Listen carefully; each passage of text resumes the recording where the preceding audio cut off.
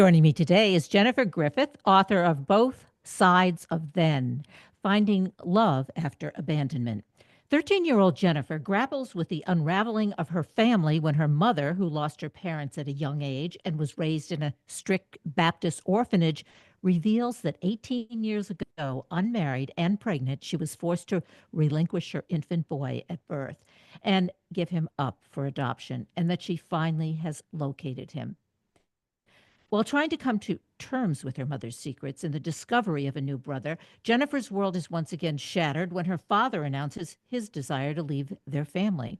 She begins to self destruct, spiraling into emotional turmoil as she struggles to understand what's happening.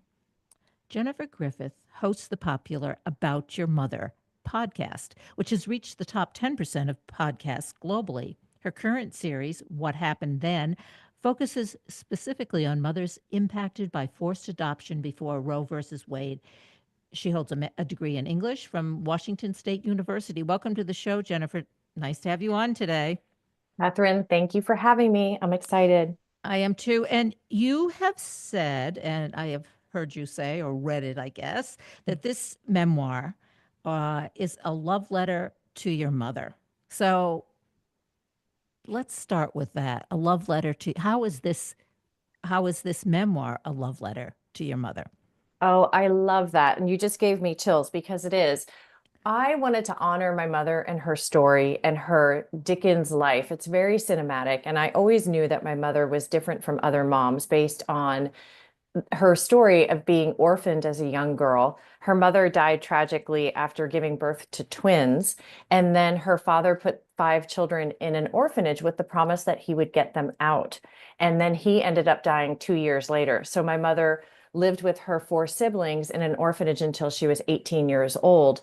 And she had these pictures from her childhood framed on her dresser.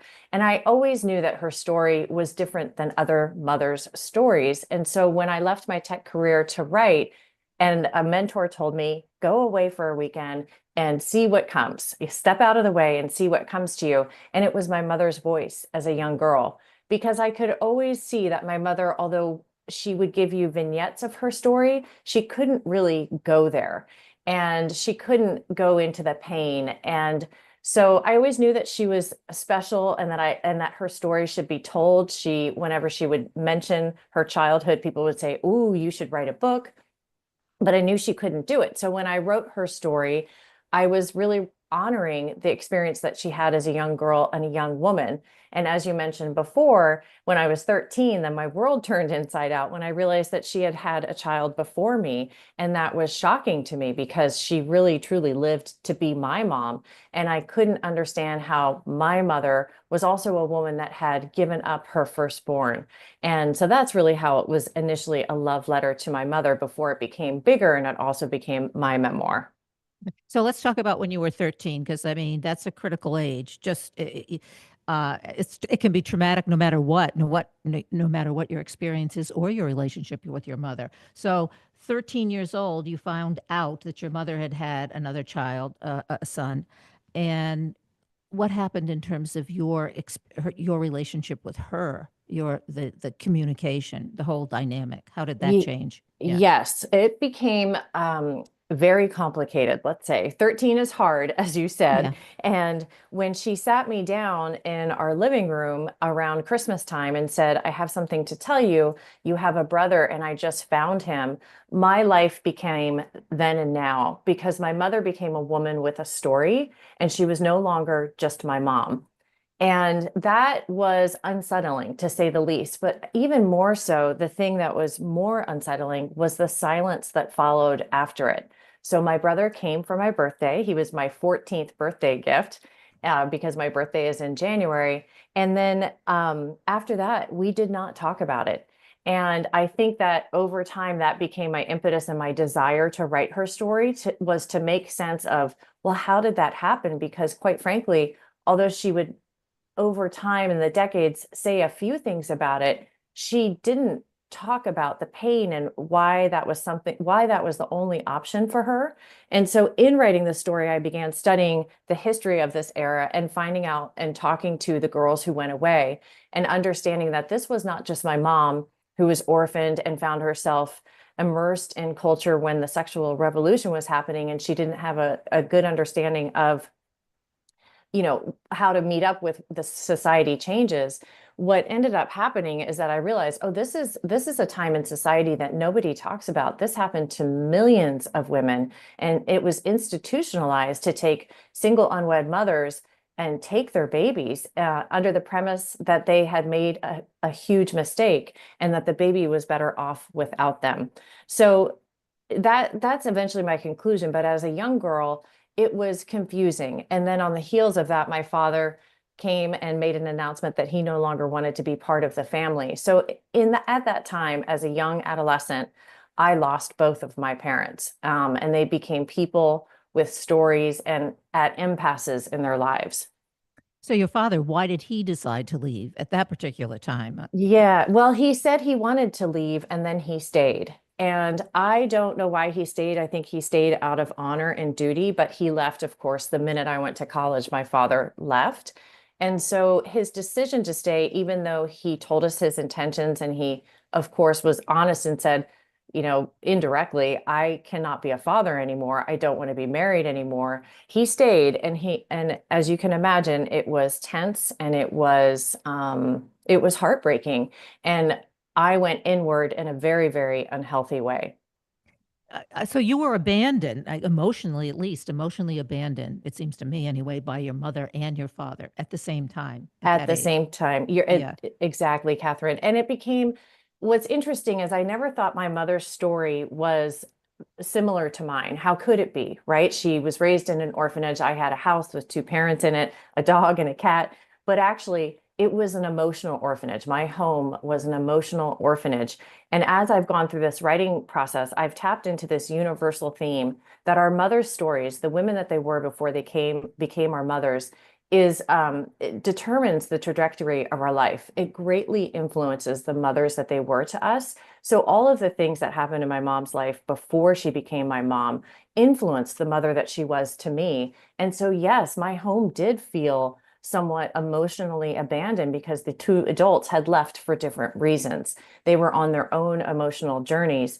And when I go and talk about my book, it's a universal theme. Although my story and some of the moments that happened, people don't necessarily, they haven't experienced something like that, they can identify with my struggles for my identity when my parents weren't emotionally available. And this is not, singular to me. This is something that a lot of people from my generation felt because it was not common for adults to talk about these things.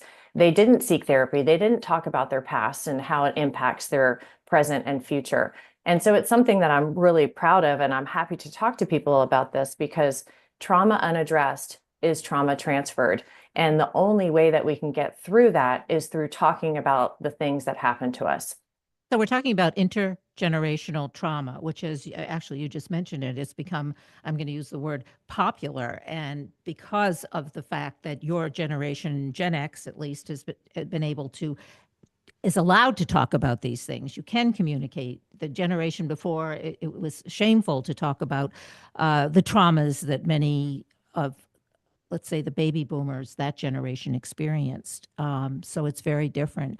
So this whole this intergenerational trauma, I know, is experienced by Holocaust victims, for instance, and not realizing that the experience that their Holocaust grandparents or even parents had affects them. And so it's really an important topic.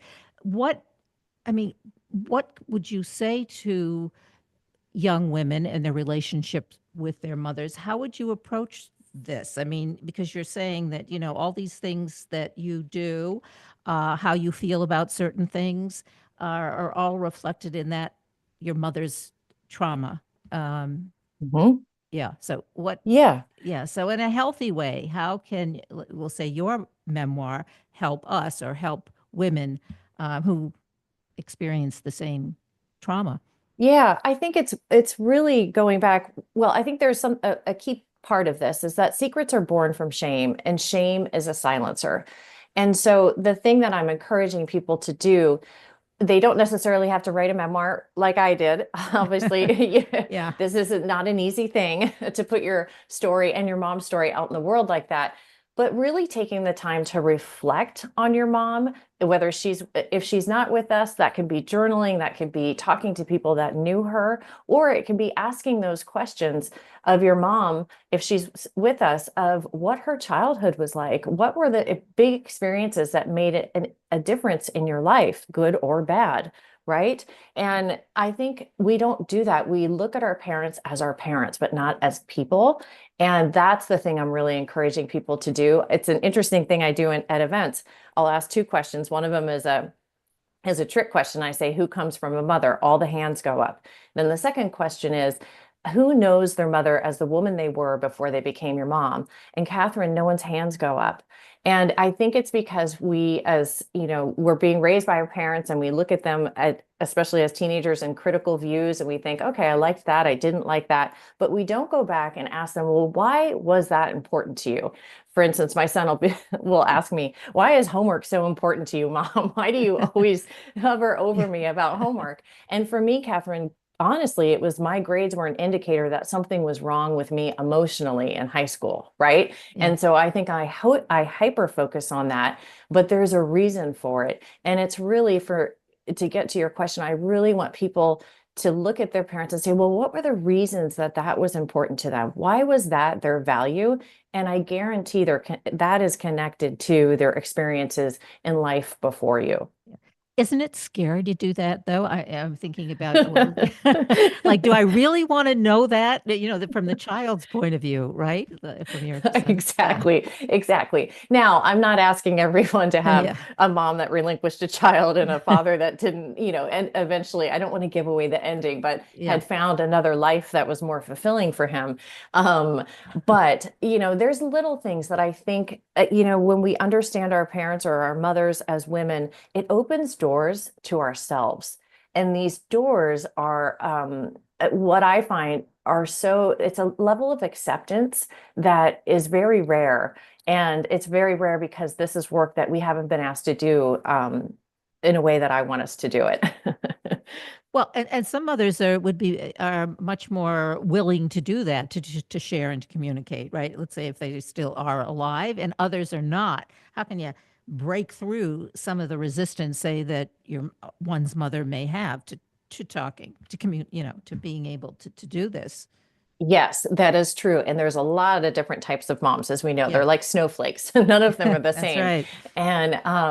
And I think I do talk to people who say, my mom is not that type of mom. She's not one to open up. What I have found though is there's cute gifts and questionnaires. There's one on my website too that you can download of just general questions that are innocuous and easy. But I think even understanding what your parents like life was when they were a young kid, what was fun to them, what was a moment where they were embarrassed, just little anecdotes that are kind of safer to ask for those people that are a little bit more guarded.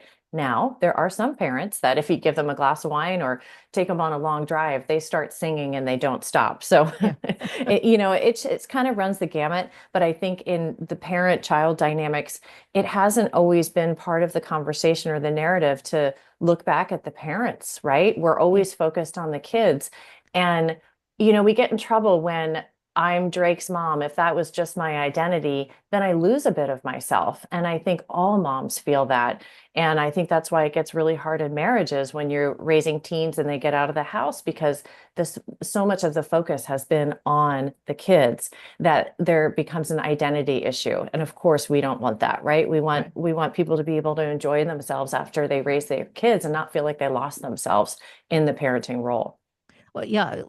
Do you think mothers, well, let's stick with mothers, they Mhm. feel like they, as you say, lose themselves in the parenting role, that like they're afraid they lose their, I hate to use the word authoritarian, but they kind of lose their grip as a parent if you start sharing these kinds of things, because your child, your daughter is going to look at you and see you as maybe weak, or you made poor choices, and they sort of Yeah. have a one-upsmanship, um, and that can be scary for a parent. Yeah. Well, I'm not saying don't open all the Don't tell skeletons in the everything. closet. Yeah. But I do think it's an interesting thing. I feel closer to my son when I tell him what my motivators are and what my experience was, and I think that allows him to see a little bit of the human side of me versus the authoritarian. So it's a delicate dance, to your point, Kathryn. I agree. But I also think that this thing that I'm tapping into and encouraging people to do can grow over time. These conversations are very different in your 20s and your 30s and your 40s. And for my mom and I, we are closer now than we were before because I think she's also seeing the struggle that I had with her story as a young girl. And while she was not incredibly excited about the book and has grown to appreciate it and is proud of me, in the beginning, she was not incredibly thrilled. Yeah. The thing that she had an issue with was not my telling of her story, but it was the telling of my own. And so it was very clear that there was a detachment from what my experience was watching them as a young girl, watching my adults go through their own personal struggles. Talk to us about as you've gotten older and as she's gotten older and you end up sharing more and more things. I find that is true of my mother as I matured or still maturing, I guess, and so is she. Yeah. Yeah, like how that changes the closeness or the feeling of I guess closeness is the word, how when you're able to communicate, really be honest about your emotions, I guess is what I'm saying, and what that does in a very positive way Yeah, for you and for her, both. I think birth can be a reckoning. And so when I had my son, I had a lot of complex emotions about my own childhood, and I think that happens for a lot of us who decide to have children or who have children. That when you look at when you start to raise a child, you have deep feelings about how you were raised. And over time, and talking to my mom, we are so much closer, even though some of the things that I've had to say to her are uncomfortable or sometimes painful. And I think it's really just having honest conversations with your parents, and that really in kind of foster a closer relationship with them as adults, because eventually they have to let go of that parenting role. And that is a delicate dance for all of us. Is they're no longer authoritarian in our lives. They are more of a peer. And that's a maturity that we have to go through, but also that they have to accept, if that answers your question. I think if you make that transition, there is an incredible amount of closeness that you can have as two adults, two peers. Yeah, and I think about that, and at what point I have sons, but when should I tell? I'm using the word secret or certain Yeah. things, and I guess they are secrets. And I actually just recently told them all three of them one, which they were surprised about. But Ooh. yeah, but I mean, they're grown men. They're in their 40s, so I think it was time to say something. But anyway, yeah, and had told them something they had never known about me, and I think that did bring us closer. And so yes, it happens. You have to decide, I guess. You have to know yourself and know your kid, know your daughter or your son. Um, Yeah. And how was that? And so now you feel closer, right? yeah, exactly. I bet it was scary and you ruminated over that for a long time. Yep. And then, but the risk and reward, I think the reward in the end is usually a lot greater. Yeah. Yeah. Yep. And there's a line that, a quote that I love, and it's, there's no secrets that time does not reveal. And what I have learned is through this whole process of writing my mother's story and then writing my own story. So I wrote her book first and then I wrote mine. So I wrote two books and I threaded them together. We had so many parallels in our stories, even though the outside of our lives look so very different. But what I also realized is that these secrets that we think we're keeping, they live on and they reveal themselves over time in some way.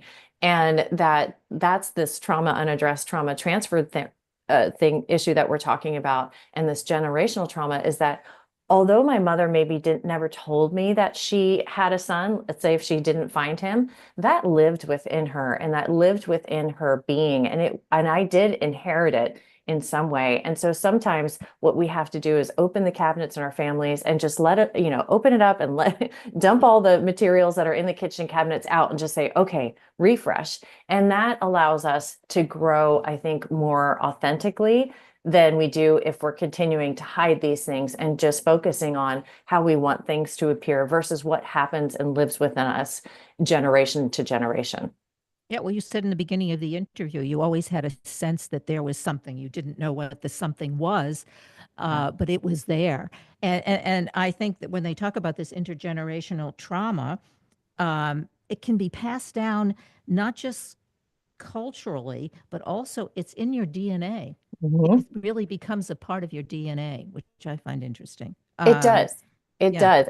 And it's interesting, Kathryn. I interview lots of people from not only to write the book, My Mom's Story, particularly, I interviewed people that were in the orphanage with her. And I've also interviewed a lot of these women who were forced to relinquish. Some have told their families, some never did.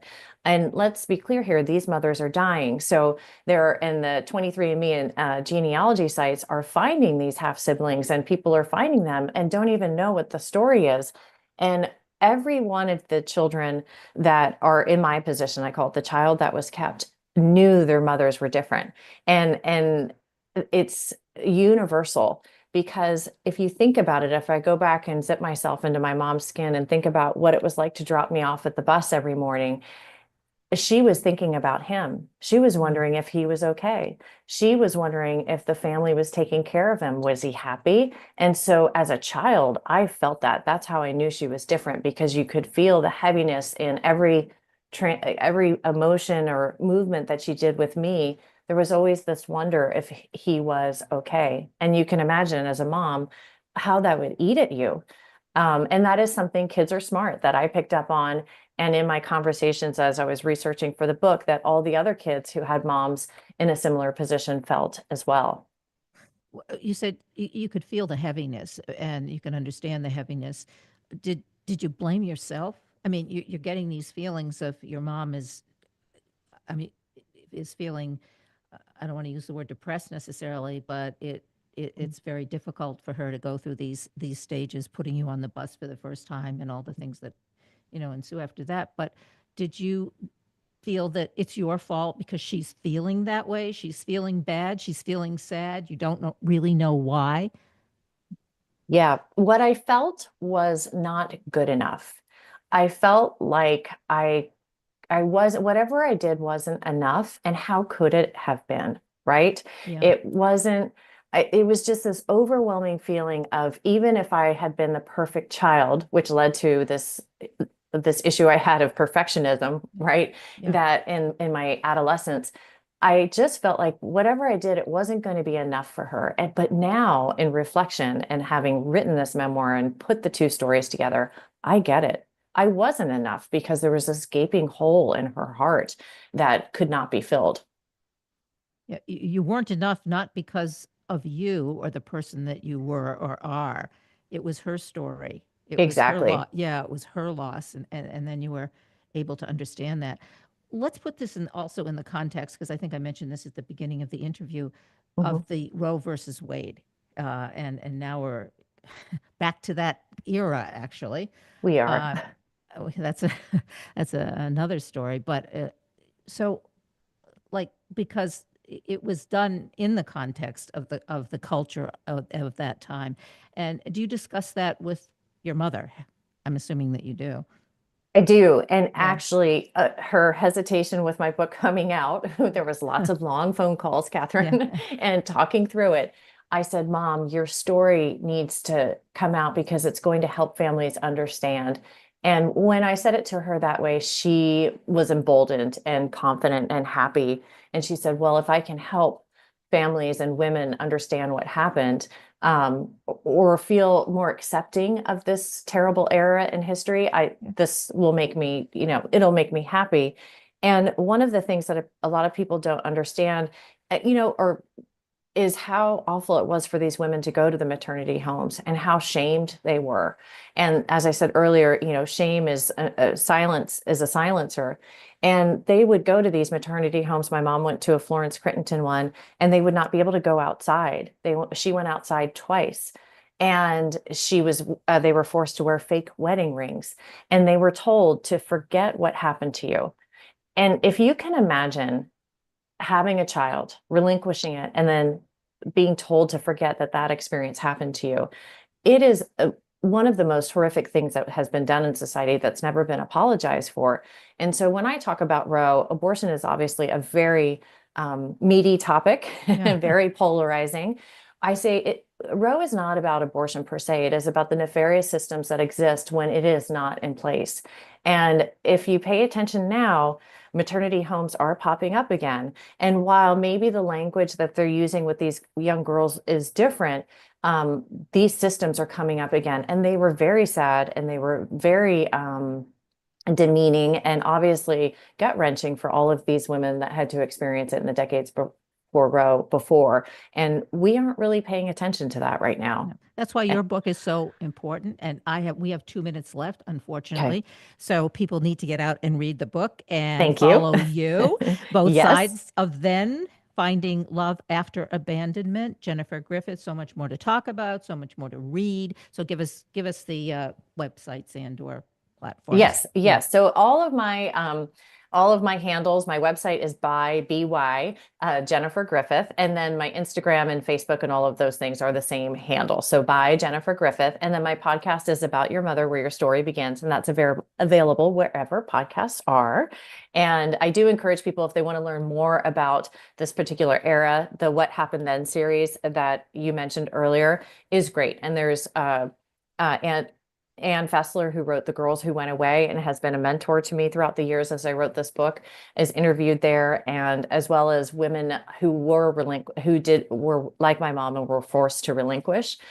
So they're just really gut wrenching but important podcasts to listen to. And yeah, I feel very empowered with our messaging and helping others understand this period in history, but also helping others understand this universal truth that our mothers' stories deeply impact the mother they were to us and the trajectory of our lives. Fantastic. You are making a difference. Thank And thank you for you. that. Yes, really. Thank you for that, Jennifer Griffith. Yeah, and thanks for being on the show. I really Thank you so appreciate it. much. Yes. Thanks, Kathryn.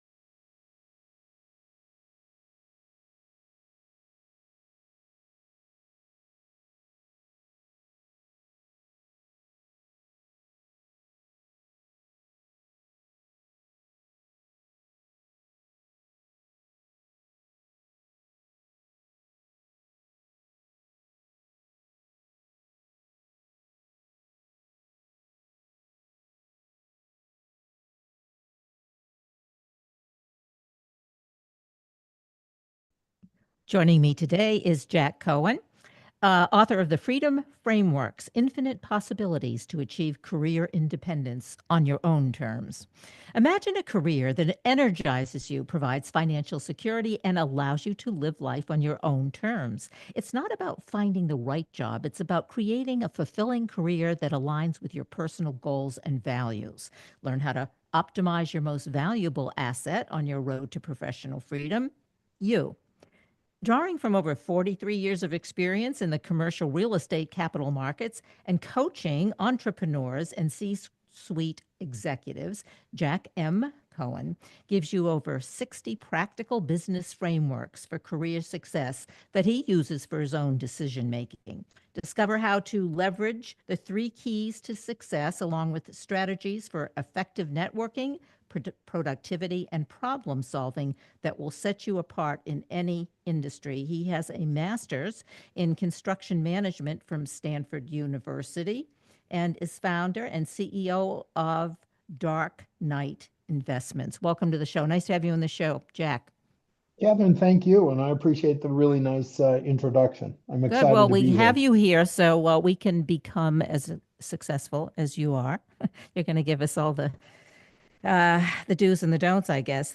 Well, I mentioned the three keys to success. We can start with that. So, what are the three, or what are your three keys to success? So, Kathryn, I appreciate you asking. My view when people ask me about careers or career success or what's the how-to playbook, I try and oversimplify it, but I really do believe it's as simple as these three items. I think that to be successful, one has to daily, and that's the key, daily be committed to acquiring skills, accumulating experiences, and developing relationships. Those three items in context allow for all sorts of in content activities that help us prepare ourselves to live the lives professionally and personally that we really want to live. Let's say you those are the that's one of those are the keys, or some of the keys to success. But let's start out when you've graduated from college, or you have a master's degree from Stanford. You think you want to do, you're not quite sure what you do want to do. Maybe we'll backtrack a little. You have certain skills. You've been rewarded either in school, or you realize that you're pretty good at something. How do you evaluate,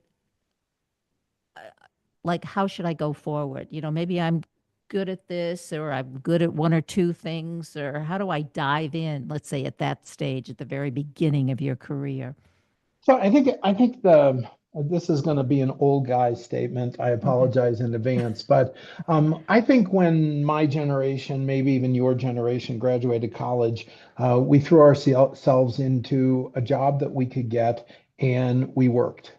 For some reason, our collegiate generation right now thinks life is a to think activity and is missing the reality that it's a to do activity.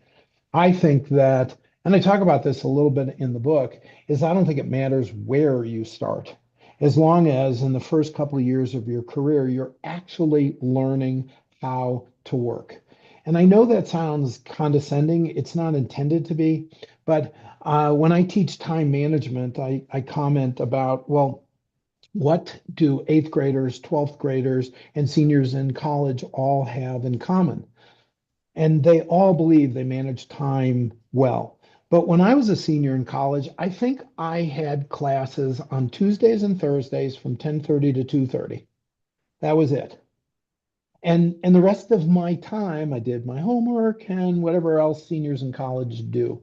When you get to the real world and you're on somebody else's cadence, you're on somebody else's, I have a comment, your poor planning shouldn't be my emergency. But most people are sloppy, especially to their college graduates, about time and respecting time. So my first suggestion is just get a job and go to work. In a more sophisticated way, I talk about this in the book. We live our lives in our current reality. We do the very best we can to survive, to prosper, to make it through the day. And sometimes we have good days, sometimes we have bad days, but all of our decision making is based on our current reality. I want to flip the switch. I want to create pull energy.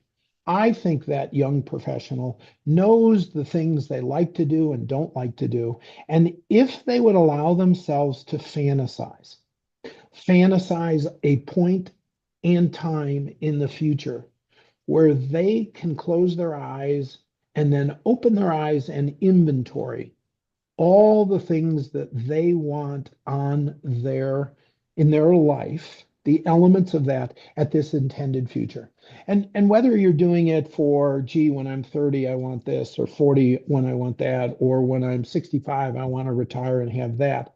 I have found that getting young professionals, actually even any professional, to focus on the elements of an intended future that gives them the opportunity to begin with the end in mind creates pull energy for them to work backwards and say, okay, if I want to be the president of the United States, I have to work my way back, unless you're the current president, to something where maybe you're a congressman or, student body vice president or something like that.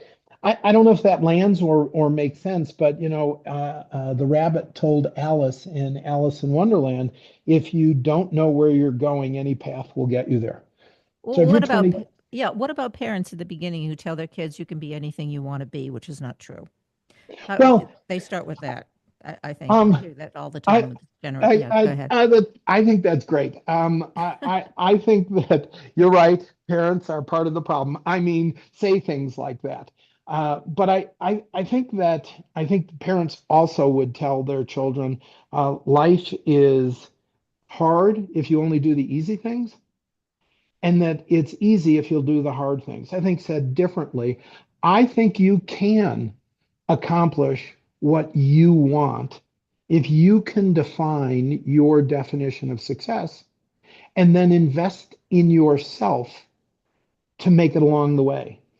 I think that people fail to recognize that the most valuable asset, their parents were right, their most valuable asset that they will ever own is themselves and their current and future earning capacity.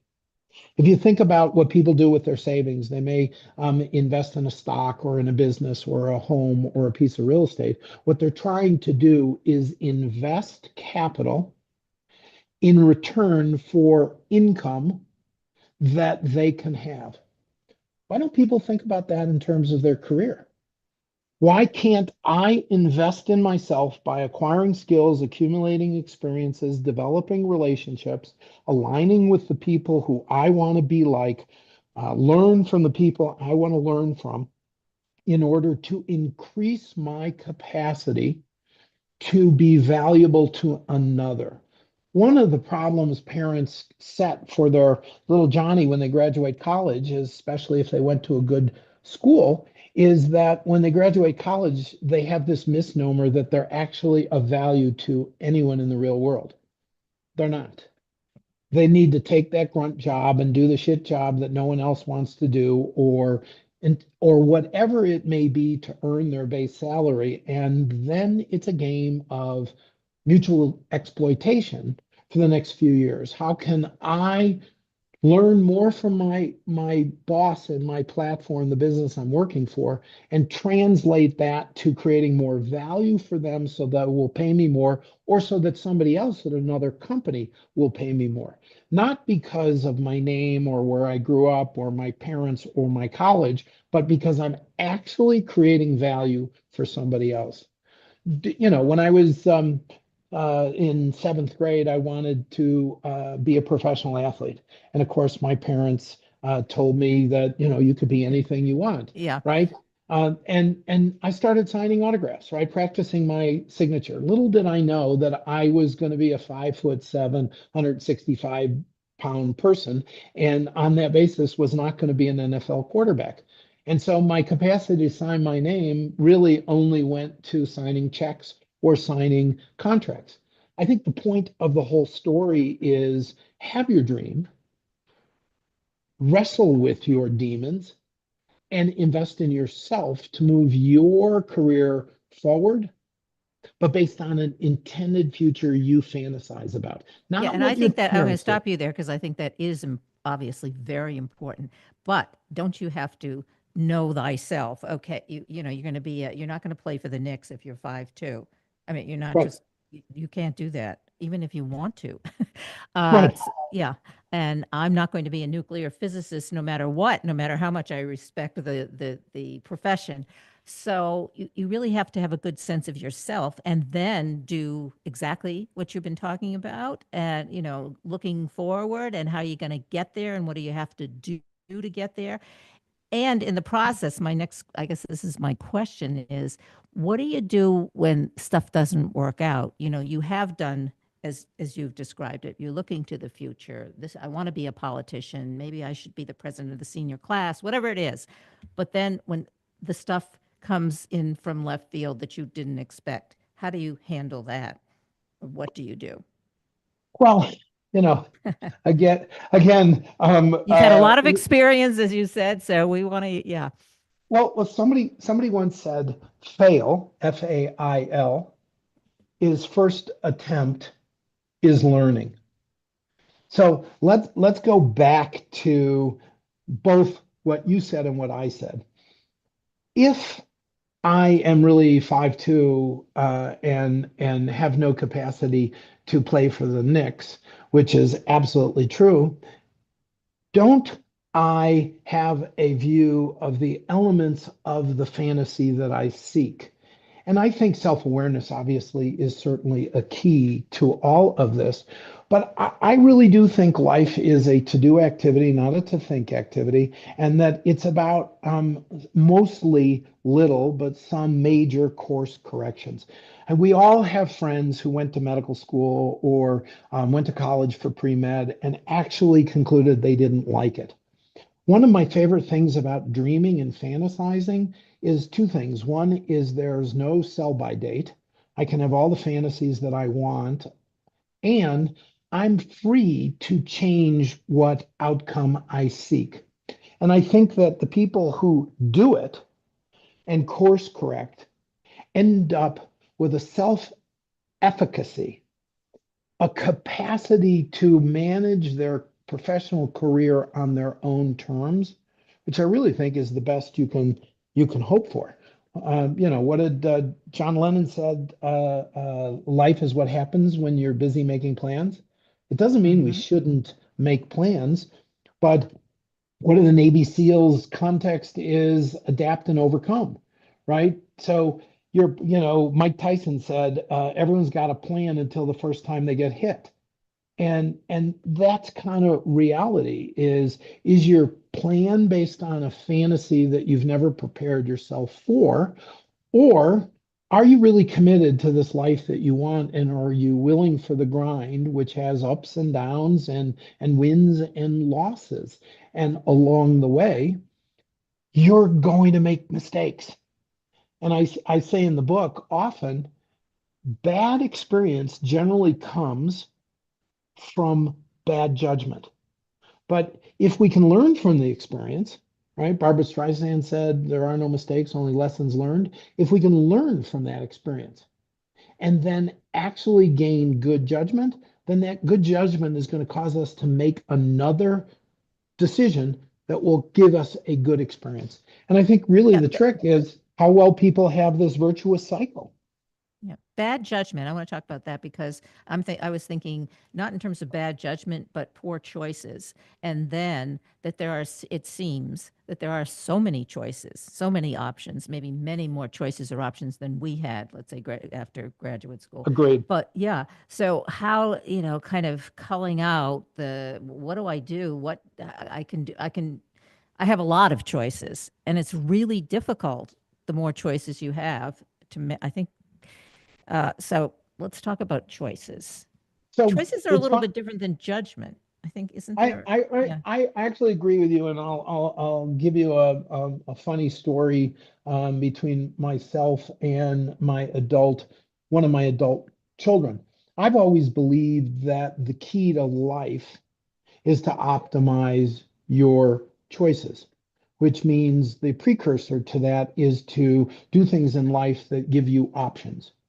And my son Jared basically cornered me and said, I believed that my entire life, but now you never taught me how to make a decision about various choices. And if you think about going to college, what's at best that we should really learn from college? I think at best, from an educational standpoint, can we learn to research, analyze, conclude, and communicate? But that seemed kind of easy, right? Because it was somebody else's problem. So the issue isn't our young children have a problem researching, analyzing, choosing, communicating. What they have a problem with is doing that for themselves. So I think part of it is, are you willing to make a mistake? Are you willing to accept that life is a to-do activity, not a to-think activity? Make the best judgment you can and move forward. So you've come up with choices, you've selected. You choose that action and you take that action, and now you assess an impact. When you're assessing that impact, you get to make a new choice. And I think that, our generation went and took a job, and we left the job when we were wanted to find more money, or we realized our career slope was flattening. This generation is too much of a job hopper. I own the judgment that they're in a job looking for the next job, and every 6 months or a year or 2 years max, they're changing jobs. I'll ask the question, did they live in the stew long enough to realize it was a bad choice? Or are they working off of somebody else's game plan that they should be doing this to pad their resume? So, how do you learn to make good choices? Survive bad ones. I don't know of any other way to do it. But yeah, and comparing the two generations, but with uh, the, the way things are today, I don't think this generation, let's say, is going to stay in jobs for maybe even 5 years, 10 years, who knows? I mean, they have all these options available. So within that context, there kind of new ways of approaching the problem or making the choices. Well, for instance, they're not even many people that you're doing work at home. Let's talk about that. You're doing work from your own house. That changes everything, doesn't it? And Well, even in yeah. terms of interacting with other people or Well, yeah. you're hitting on an important thing, but I want to come back to the job changing. I think that people give up their agency too easily. I think that person who goes from job to job, are they at effect of those companies who might or might not be good at managing people? I think this work from home thing is the biggest toxin to the young professional's career. The fact of the matter is that COVID and work from home created an extension of my senior year of college, metaphorically. People are doing their homework that's been being given to somebody else, and then they're walking the dog and doing their laundry. What they're not benefiting from, set aside socialization and learning how to adapt in an organization, but they're not getting the random at bat. They're not being pulled into a meeting. They're not being given an assignment because they were in people's vision at that point in time. And the end result is they're missing the opportunity to get depth and breadth in their experience. And they're not giving the opportunity to kind of see how poorly behaved as professionals most adults really are. They're not very disciplined about how they get their job done. They just found a way to get their job done to work for themselves. And I think a young professional should be throwing themselves into a culture where they get exposed to acquiring skills, to accumulating experiences, to developing different relationships so they can say, hey, I want to be like Jack, or I want to be like Catherine, or I want to be like Paul, or you know what? I found that Zane is a pain in the rectal cavity, and I don't really want to have anything to do with that person. They're missing that when they're working for home because they're controlling their environment. So let me get this straight. They're controlling their environment. They're staying in a circle of what they know, and they're at effect to the assignments that are being given to them by a manager who probably is a horseshit manager. That's So not what a about, how about, is it different for different industries or different professions? You know, Yeah, that, I yeah. think I think it is, and I talk about this a little bit in the book. I know about myself that I would not last 20 minutes working for Bank of America, right? A big institution wouldn't work for me because that kind of structure would suffocate me. So I think going back to one of your earlier comments and questions around self-awareness, what am I most comfortable with? So both of my children would have benefited for more structure in their lives at school and at work. Yet they fought the very structure of things that were telling them what to do. So I do think it depends not just on industry. I did some work recently with a bank, a regional bank in Texas, who was looking for help as simple as goals and objectives. How can we have individual and collective accountability amongst the leadership team? And I spent 2 days working with them. But these people were in job descriptions, and it was a very organized situation. I do some consulting for a Wall Street financial asset manager where everyone is making incredible amount of money and no one coexists in any kind of organizational structure. A human being needs to get a job or get exposed to different types of businesses and cultures and industries to decide whether or not those feel good. Do they fit? Are you a creative? Are you an extrovert? Are you an introvert? Do you like working alone or on a team? Do you want to lead or follow? There's no wrong answer other than denial. And I think college does a horseshit job readying the young professional for that first job because they're measuring success based on first year salary. So how does And it work, Jack, when you have different generations? Because now we have people, kids who just graduate from college or graduate school working with people who are baby boomers, the old baby boomers, and even some traditionalists, and you have that whole team in an organization. How does that work? well, obviously, what you're implying is correct. There's an element of anarchy about it. But I think the key to teams, and I'm going to call an organization a team, is to have a higher purpose. The reason businesses and cultures talk about having a vision or a mission or rules of engagement or behavioral norms is so that we can have a higher standard that everyone is being judged by and can aspire to. If you had an organization where you have all the various demographic generations making decisions about somebody's future, you will never get anything that is good for the company. You'll only get reinforcement of the beliefs of the generations that make up that culture. So I think there's a lot to be learned from all of the generations.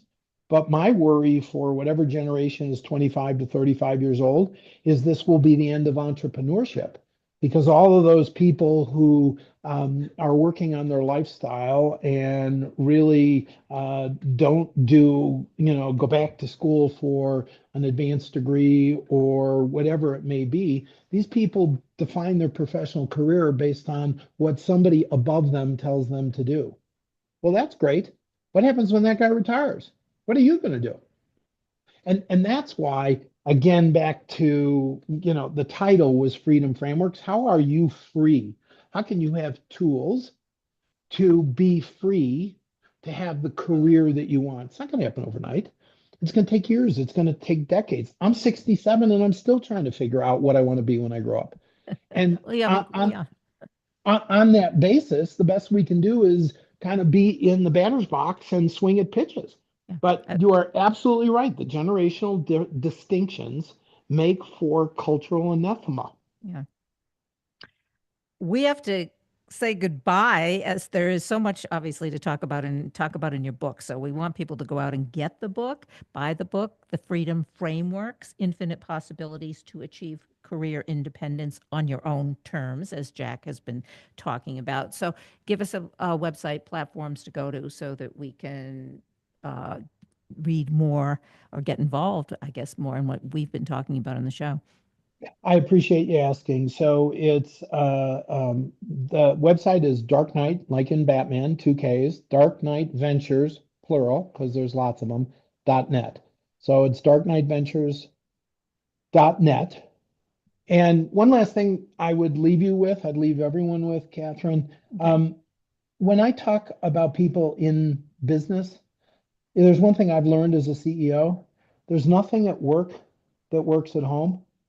But everything that works at home works at work. Great. Think about that. Okay. I'm going to think about it. And we want everybody else to think about it too. Thanks. I appreciate the again. time. Thank you. Thank you. Yeah. Bye-bye.